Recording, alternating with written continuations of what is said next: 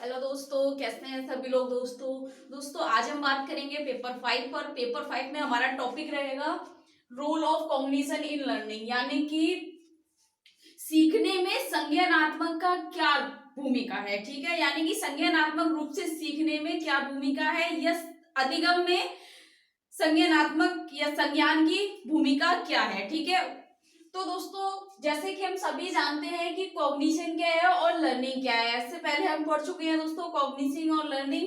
तो दोस्तों कॉग्निशन की अगर हम बात करें तो कॉग्निटिव या कॉग्निशन का जो अर्थ है वो है संज्ञान या बोध।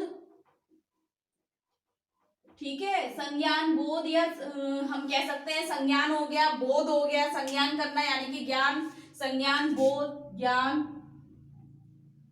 ठीक है, जिसको संज्ञानात्मक कहते हैं। इन सभी शब्दों से मिलकर संज्ञानात्मक शब्द बना है। ठीक है दोस्तों, संज्ञानात्मक क्या है, एक तरीके से देखें दोस्तों, एक अनुभूति के रूप में एक ऐसी प्रक्रिया है जो हमें महसूस कराती है। किसी चीज का अनुभव या किसी प्रकार का सीखना या किसी प्रकार का स्पर्श हो गया, मतलब किसी भी कार्य की प्रक्रिया का अनुभव कराती है, वह संज्ञानात्मक ज्ञान या बोध बोलेंगे उसको, या संज्ञान बोलेंगे। ठीक है, अब लर्निंग का मतलब है दोस्तों अधिगम,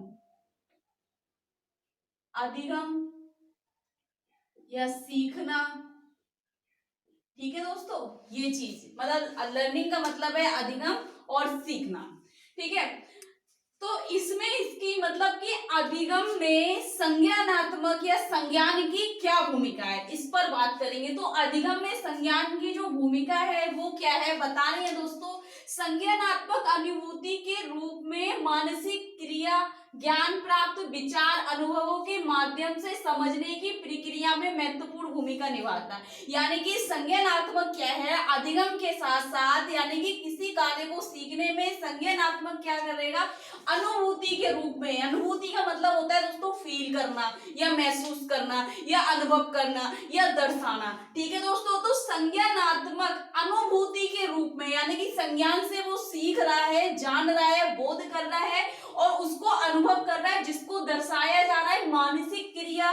ठीक है, ज्ञान प्राप्त कर रहा है विचार और अनुभवों के माध्यम से समझने की प्रक्रिया में महत्वपूर्ण भूमिका निभाता है। यानी कि संज्ञानात्मक क्या करता है, महत्वपूर्ण है कि समझने में समझने की महत्वपूर्ण भूमिका निभाता है किसी कार्य को सीखने में मानसिक क्रियाओं के रूप में, मानसिक क्रियाओं के द्वारा अनुभूति के रूप में। ठीक है, जिसमें क्या है, ज्ञान प्राप्त करना विचार अनुभव के माध्यम से। अनुभव का मतलब है किसी कार्य को करना। ठीक है, और उसके द्वारा सीखा गया जो कार्य व्यवहार है वह अनुभव कहलाता है दोस्तों। ठीक है, तो कह रहे हैं संज्ञानात्मक क्या है, संज्ञानात्मक अनुभूति के रूप में मानसिक क्रिया ज्ञान प्राप्त या विचार या अनुभव के माध्यम से समझने की प्रक्रिया में महत्वपूर्ण भूमिका निभाता है। फिर कह रहे हैं दोस्तों यह होश को दर्शाता है। दोस्तों होश इसलिए बहुत सरल वर्ड लिखा है, सरल शब्द है कि ताकि समझ आ जाए। होश का मतलब क्या है कि आप वास्तविक चीज में है,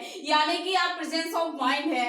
तो कह रहे हैं यह होश को दर्शाता है। ठीक है दोस्तों, यह बौद्धिक कार्य और प्रक्रियाओं के कई पहलुओं को भी समाहित करता है। अब ये कह रहे हैं बौद्धिक कार्य कौन कौन से हैं दोस्तों। ठीक है, तो कह रहे हैं कि संज्ञानात्मक क्या है, यह होश को या वास्तविकता को दर्शाता है। यह बौद्धिक कार्य और प्रक्रियाओं के कई पहलुओं, यानी कि जो बौद्धिक रूप से जो हम संज्ञान के द्वारा मानसिक क्रियाओं के द्वारा बौद्धिक कार्य करते हैं, उन क्रियाओं को, कार्य को और कह रहे प्रक्रियाओं के कई पहलू इसके हैं, उन सभी में समाहित है। यानी कि उन सभी को इसमें इसने समाहित किया है या उन पहलुओं को भी समाहित कर रखा है। तो कौन कौन से ऐसे पहलू हैं जो बौद्धिक कार्य से हैं, जैसे सबसे पहले दिया है दोस्तों ध्यान और ज्ञान।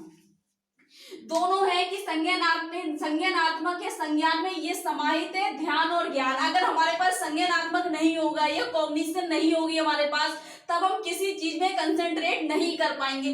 जब हम किसी चीज में कंसंट्रेट नहीं कर पाएंगे तो जाहिर सी बात है हमें उस चीज की जानकारी प्राप्त नहीं होगी। तो इसमें एक पहलू है ध्यान और ज्ञान। ठीक है, कंसंट्रेट और नॉलेज यानी कि ज्ञान। ठीक है, फिर दूसरा है दोस्तों स्मृति और काम, यानी कि किसी चीज को करके हम जब सीखी हुई चीज से कार्य करते हैं, स्मृति करते हैं उसका, तो उसके द्वारा हम किसी कार्य को करते हैं। तो ये भी संज्ञानात्मक संज्ञान के पहलू में है, समाहित है। फिर कह रहे हैं निर्णय और मूल्य मूल्यांकन। हम जब तक हमारे पास एक सोच नहीं होगी, हमारे पास निर्णय लेने के लिए तर्क नहीं कर पाएंगे, चिंतन नहीं कर पाएंगे, तब तक हम किसी चीज का निर्णय नहीं ले पाएंगे और उसके द्वारा हम मूल्यांकन नहीं कर पाएंगे, किसी चीज को इवेल्युएट नहीं कर पाएंगे।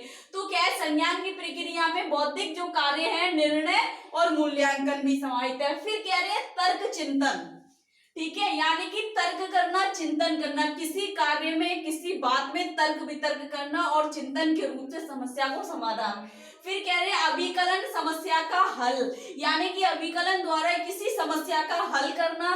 फिर कह रहे हैं निर्णय लेने, समझने और भाषा का उत्पादन। तो ये सभी क्या है दोस्तों, ये प्रक्रियाएं हैं, यानी कि यह होश को दर्शाता है। फिर कह रहे हैं बौद्धिक कार्य और प्रक्रियाओं के कई पहलू, यानी कि ये बौद्धिक कार्य के, प्रक्रिया के पहलू हैं जो संज्ञान के द्वारा कार्य करते हैं। बौद्धिक कार्य हैं जिसमें उन्होंने ध्यान, ज्ञान, स्मृति, काम, निर्णय, मूल्यांकन, तर्क, चिंतन, अभिकलन, समस्या का हल, निर्णय लेने, समझने और भाषा का उत्पादन। भाषा का उत्पादन दोस्तों इसलिए बोला है कि हम किसी भी रूप से भाषा का प्रयोग और प्रभावी ढंग से भाषा का प्रयोग, यानी कि भाषा के रूप में एक प्रभावी तर्क कर सके और विचार कर सके, इसलिए उन्होंने भाषा का उत्पादन भी बोला है। ठीक है दोस्तों।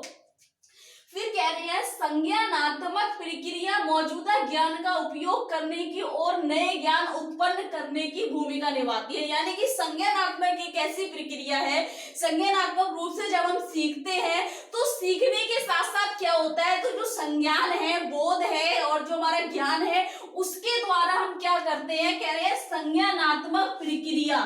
जब संज्ञानात्मक प्रक्रिया हमारी मौजूद होती है, जब हम किसी कार्य को सीख रहे हैं, तब क्या होता है, ज्ञान उपयोग करने की, यानी कि ज्ञान को उपयोग, जिस जानकारी जो हमारे पास है उस जानकारी से हम किसी कार्य को कर रहे हैं, तो कह रहे हैं ज्ञान उपयोग करने की और नए ज्ञान उत्पन्न करने की भूमिका निभाती है। तो संज्ञानात्मक क्या है, संज्ञानात्मक एक ऐसी प्रक्रिया, ऐसी भूमिका निभाती है सीखने के साथ साथ, जिससे क्या होता है, बच्चा या व्यक्ति प्रक्रिया मौजूदा ज्ञान का उपयोग करके नए ज्ञान का उत्पन्न करने की महत्वपूर्ण भूमिका निभाती है। दोस्तों अगर हम इसको कुछ इस तरीके से देखें कैसे निभाती है, तो सबसे पहला दे रखा है आत्मविश्वास को बढ़ाता है, यानी कि किसी कार्य को करने के लिए कॉन्फिडेंस, आत्मविश्वास उस बच्चे में आत्मदृढ़ता बढ़ाता है, तो आत्मविश्वास को बढ़ाता है, सीखने में मदद करती है।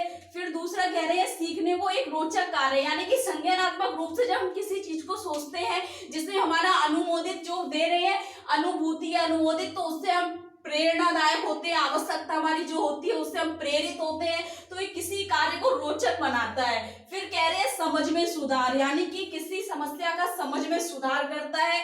फिर कह रहे हैं समस्या सुलझाने के कौशलों को विकसित करता है, यानी कि समस्या सुलझाने के कौशलों को विकसित करता है, किन किन द्वारा से तर्क वितर्क चिंतन करके हम क्या करें, किसी समस्या के कौशलों को विकसित करता है और समस्या का समाधान कर सके। फिर कह रहे हैं दीर्घकालिक सीखने को बढ़ाता है। दोस्तों दीर्घकालिक सीखने का मतलब यह है कि किसी कार्य को ध्यान से इस तरीके से सीखना जो कि लॉन्ग टर्म मेमोरी में जाए हमारा, ठीक है। एक हमारी होती है दीर्घकालीन और एक होती है लघुकालीन, यानी कि दीर्घकालीन हमारी बुद्धि में जाए, दीर्घकालीन यानी कि बहुत लंबे समय तक हम उस कार्य को सीख जाएं, तो कह रहे हैं कि लॉन्ग टर्म मेमोरी में, दीर्घकालिक सीखने को बढ़ाने में। अब किस रूप से ये कार्य करती है, यानी कि जो संज्ञानात्मक है, संज्ञान है, सीखने के साथ साथ किस रूप से कार्य करती है, तो इसके निम्नलिखित कार्य दिए हुए हैं। जैसे सबसे पहले कह रहे हैं संज्ञान क्या करता है दोस्तों, स्पष्ट रूप से सीखना। हम किसी कार्य को सीख रहे हैं, अगर संज्ञानात्मक रूप से सीख रहे हैं तो उस कार्य को हम स्पष्ट रूप से सीखेंगे, ना तो हम रटन सीखेंगे, यानी कि किसी चीज को रट रहे हैं और बार बार याद कर रहे हैं तो वो रटना हो जाएगा। लेकिन जहां हम कॉन्सेंट्रेट के साथ सीख रहे हैं, उस पर पूरा ध्यान केंद्रित कर रहे हैं, तो स्पष्ट रूप से सीख रहे हैं। तो संज्ञानात्मक क्या है, संज्ञान जो है अधिगम में स्पष्ट रूप से सीखने में मदद करती है, इसका कार्य है। दूसरा है हम सार्थक रूप से सीखना, ठीक है। संज्ञान जब होगा हमारे सीखने के साथ साथ तब हम सार्थक रूप से सीख पाएंगे। फिर कह रहे हैं सहयोगी शिक्षण, यानी कि संज्ञानात्मक जहां होगा तो कह रहे हैं उससे क्या होगा, सहयोगी शिक्षण होगा। खोज सीखना, यानी कि खोज करना सीखना होगा यहाँ पर दोस्तों, खोज करना, यानी कि इसने कहा है कि संज्ञानात्मक प्रक्रिया मौजूदा ज्ञान का उपयोग कर करने की, नए ज्ञान का उत्पन्न करने में भूमिका निभाती है। यानी कि नए ज्ञान को क्या हो रहा है दोस्तों, एक प्रकार से नए ज्ञान की खोज हो रही है, किसी कार्य की खोज हो रही है। तो जहां संज्ञान के रूप से या ज्ञान के रूप से बोध के साथ साथ अगर हम सीखते हैं तो वहां हम नए ज्ञान की भी खोज करते हैं, या नए व्यवहार को सीखते हैं, नए कार्य को सीखते हैं। फिर कह रहे हैं संवेदनशीलता भी आती है, भावनात्मक सीख, यानी कि हम भावनात्मक रूप से जब कह रहे हैं संज्ञानात्मक अनुभूति के रूप में, तो जो अनुभूति है, जो हमारी भावनाएं हैं, जो हमारी फीलिंग्स है, तो वो कह रहे हैं कि भावनात्मक सीख, संज्ञानात्मक के साथ साथ हम भावनात्मक सीख भी सीखते हैं। फिर कह रहे हैं प्रायोगिक सीख, यानी कि इसका कार्य क्या है, संज्ञानात्मक का या संज्ञान का प्रायोगिक सीख, जब हम किसी कार्य को कर रहे हैं और प्रयोग कर रहे हैं, जिस चीज का कह रहे हैं प्रयोग, ठीक है, प्रयोग कर रहे हैं दोस्तों, तो क्या हो रहा है उसमें हम अनुभव कर रहे हैं, अनुभव करके हमारे व्यवहार में परिवर्तन आ रहा है, तो हम किसी कार्य को सीख रहे हैं, तो प्रायोगिक सीख हो गई यहाँ पर। फिर कह रहे हैं ग्रहणशील सीखना, यानी कि हमने किसी चीज को ग्रहण कर लिया एक तरीके से, जो चीज हमने अपनाई है उस चीज को अपना लिया। ऐसा नहीं आज हमने जिस चीज को सीखा और हमने फिर कल छोड़ दिया, तो इसका क्या हो गया, एक तरीके से रटना हो गया कि अभी हमने याद किया उसके बाद हम उसको भूल गए। तो ये संज्ञानात्मक रूप से जहां हम सीखते हैं तो वहां ग्रहणशील रूप से सीखना होता है। फिर कह रहे हैं अवलोकन सीखना, अवलोकन करना, पर्यवेक्षण करना, एक तरीके से ऑब्जर्वेशन करना, यानी कि ऑब्जर्वेशन के रूप में हम सीखते हैं। फिर कह रहे हैं तर्क चिंतन, सबसे ज्यादा मोस्ट इंपोर्टेंट है, जहां संज्ञानात्मक संज्ञान या बोध होता है वहां तर्क चिंतन होता है। तो हम किसी कार्य में तर्क और चिंतन के रूप से सीखते हैं और उसमें तर्क चिंतन कर सकते हैं। ये संज्ञानात्मक के कार्य थे। जब अधिगम के साथ संज्ञानात्मक रूप से सीखते हैं तो संज्ञानात्मक क्या कार्य करता है, या संज्ञान के द्वारा कौन सी कार्य प्रक्रियाएं होती है, जो बौद्धिक प्रक्रियाएं। ठीक है दोस्तों, अगर इसमें आपको कुछ समझ नहीं आया, कुछ डाउट लग रहा है या कुछ पूछना है तो कमेंट बॉक्स में जाके आप कमेंट कर सकते हैं, और ज्यादा से ज्यादा वीडियो लाइक करो।